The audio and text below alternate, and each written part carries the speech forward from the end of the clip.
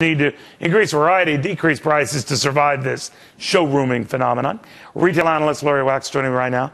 What can they do to stop it, Lori? That's what I don't understand. It's really hard to stop this. The trend is here to stay. So they have to figure out how they can fight back and really get that loyalty from the customer. So when they come in and they look at it, they actually bring it to the cash register at the store instead of waving their phone and finding the cheapest price and then buying it mobile right then and there.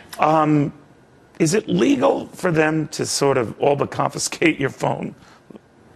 I haven't heard of any retailers going to. They go nuts. They go nuts. They go nuts.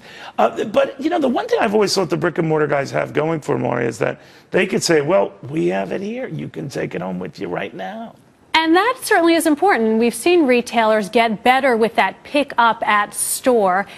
And as they do that, we see, I think it's somewhere between 50 to 80% of customers actually, when they buy it online through those retailers, go to the store to pick it up because there is that I want it right now. What does this mean to the big brick and mortar guys? I remember when Amazon.com came on the scene, there was a big fear that brick and mortar guys were dead and gone. Well, you know, obviously there was a process where some of them did go away, but a lot of the big ones still stayed around. Is this another potential nail in their coffin or dragging their death out, or how would you describe it? It depends how differentiated the product that the retailer carries is. Clearly, as it related to bookstores, they couldn't really differentiate for books. Right. If you look at consumer electronics, that has kind of been the next big victim. And Best Buy continues to close stores and reduce the footprint of their store because people aren't going there to buy CDs and DVDs like they used to. They are getting some help. Some of the big vendors, it's important for them to have somebody other than Amazon to sell their TVs through. So starting the beginning of this month, they have put in place a unilateral pricing policy where any retailer that undercuts that price, they will no longer ship Sony and Samsung to them.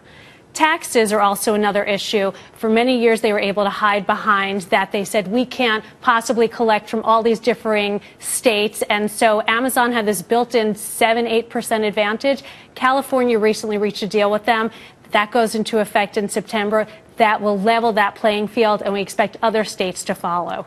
Even with that, though, I think there's the pain in the butt factor for a lot of shoppers. Even if all things are equal and the price is equal, I don't want to go into a store. I just don't want to go into it. Absolutely. And so the retailers have been in an amazing position to build up their online presence and to continue to create that customer loyalty and differentiated product by giving them customer reward points, which then will drive them either to their website that they can redeem it or to the store where they can cross merchandise. And so that's where you have to differentiate on customer service. And we've seen retailers do this throughout time. Not a whole lot are all that exceptional at it, but if you look at a company like Nordstrom's, there's a shining example of a company that has really over-delivered to that customer and has engendered a lot of customer loyalty. That's a very good example and very true. I mean, it's a little bookstore by us that they take the time and the trouble, you know, to wrap things and all that, and that's an edge. It's an edge. Absolutely. Well put. Lori, thank you.